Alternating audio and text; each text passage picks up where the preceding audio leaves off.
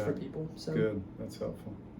Well, the last thing we have on our list, or your last bucket of those 4 buckets, would be spending. Yeah, for sure. How should Christians spend? Yeah, absolutely. So I think oftentimes the mindset, even for people who are in the financial world, is that, well, okay, now I've done what I've needed to with these other 3 there's categories. My 10%. Yep, and here's mine, Yeah. And I definitely want to push back on that and say God is still the owner. Right. After we've given, after we've saved, after we've taken care of debt, He's still the owner of what we spend as well too outside of those categories. And so when I think about spending, I think about first making sure we have our bills taken care of. Want to make sure that we pay those to who we owe money. Make sure we take care of those outside things, and also maybe considering some of the needs of our family as well too. So I know there are those who may have health considerations or anything like that may affect their grocery budget.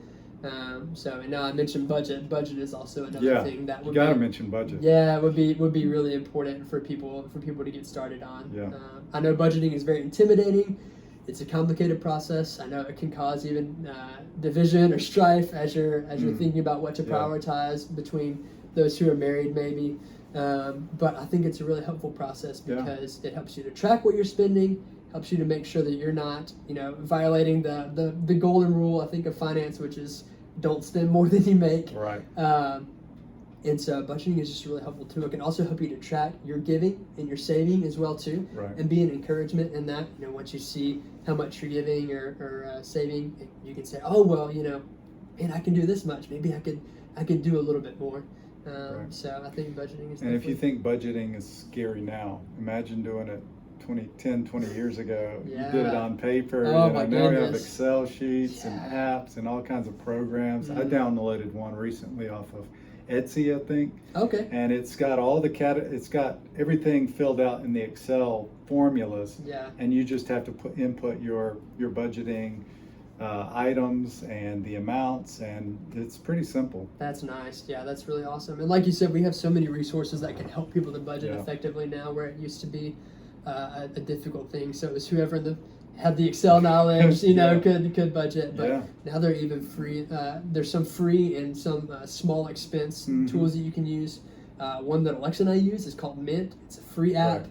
Allows you to budget and track everything. Links to your bank account so that it can track expenses and records everything for you.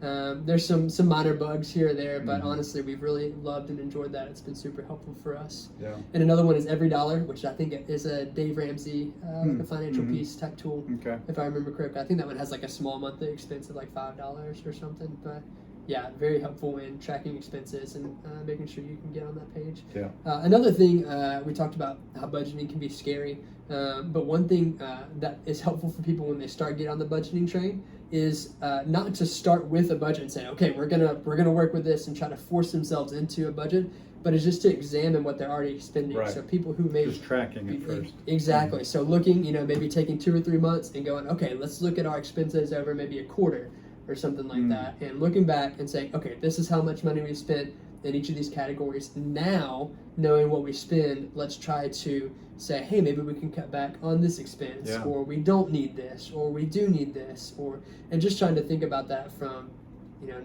it's hard for people when they make a budget that doesn't work and that just really they feel controlled by, and then I think that's one reason that people really haven't done budgeting well or effectively. So just considering what you are spending right now, and then maybe making a budget from that or using that to help you to think about budgeting. Great. Yeah, and regarding spending, you've already mentioned this, but kind of the idea that God owns everything is so huge to even this spending part.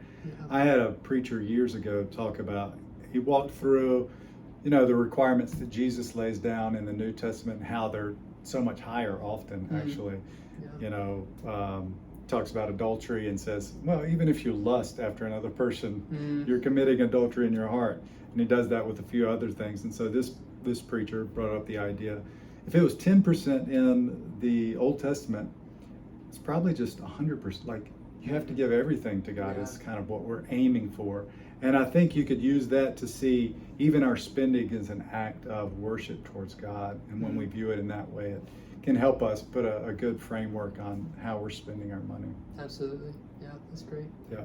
So how should Christians think about spending on a car? What kind of cars should Christians drive? Yeah, that's a great question. I would say only beater cars is the kind of cars that Christians. No, I'm just joking. I don't have a ton of knowledge when it comes to like cars and buying. Yeah. I myself have only purchased one vehicle at this point in my life, so. But I really think it's an issue of wisdom and thinking through maybe some factors that I wrote down or that I thought Christians might consider, like what are the needs of your family, like just starting from the very beginning of like, does this car fit the needs of my family, and then asking, should we buy a used or a new car, and what does that mean? One of the things that people really harp on about new cars is that they drop in value significantly once you drive them off the lot, and that there, even for luxury cars, there are so many good models that are used that you could potentially buy. Right. So just thinking about the needs of your family, how a new car can impact finances and building assets. And another thing to consider is if I'm going to put it on a loan, would that keep me from, the first couple of priorities of giving and saving? Would that prevent me from doing those type of things? I think there's some questions. Yeah, and the car is really just one example. We could ask that question of homes. What kind of a house should a Christian buy? Yeah. Groceries, any kind of thing, any kind of stuff. Yeah. And I think at the root of that, the answer to that question does have to do with one's motivation and heart and wisdom as well. Yeah. What is it that they're hoping this will fulfill in them? Are they hoping that this will be what gives them ultimate joy, or is their hope set on something else? Yeah, absolutely. No, that's great to consider. Yeah, and if anybody was considering a car loan, a general rule that I've heard is maybe like a 23-8 rule is what I've heard people say. So, maybe 20% down, which is what a lot of people like to put down on their house. Financing from no more than 3 years, 8%, something like that. If people are considering a car loan, is like a general rule that I've heard that puts people in a good financial position when they think about cars. Cool. So. Great.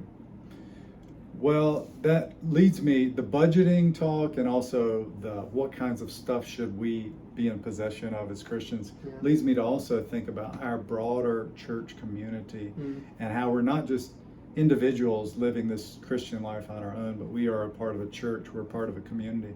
So what role should the church, the community of faith, have in our own individual personal finances? Yeah, I think that's a great question.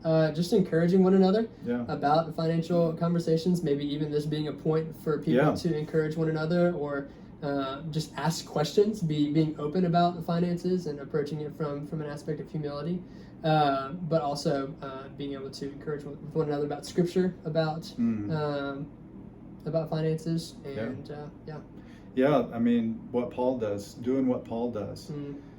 Warning, if appropriate, that it looks like you're setting your hope on these material things rather than on God.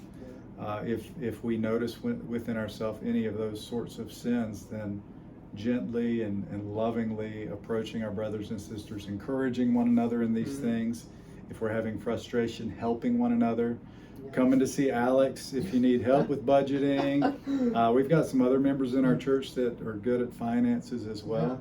So I think, coming alongside of one another to help one another would be tremendous in our church family. Absolutely. Yeah, and like you said, if anybody wants to talk about finances, I'm more than happy to vet questions and help people think through things. But like you said, we also have plenty of people in the congregation who are financially astute and would love to help and to help people think through that. So. Absolutely. So I'm going to close with, and I'll let you have a final word as well.